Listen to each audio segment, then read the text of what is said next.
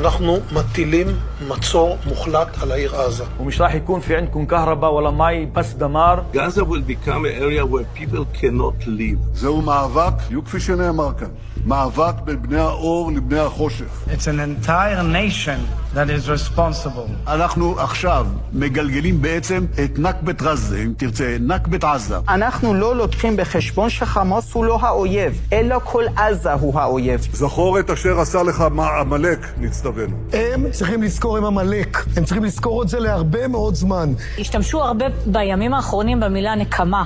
אני לא קוראת לזה נקמה, אני קוראת לזה צדק. אני רוצה לשמוע פגזים וארטילריה כבדה. צריך להקים התיישבות יהודית בשטח רצועת עזה, כדי שתהיה שם נוכחות יהודית לאורך זמן.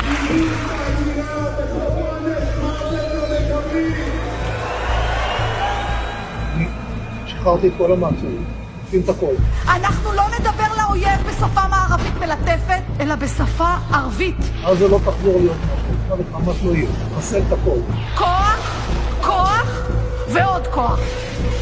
שלא הם, לא אמא שלהם, לא הילדה שלהם, לא התינוקות שלהם. אני לא נרדם טוב בלי שאני רואה בתים קורסים בעזה. אני משטחת את עזה.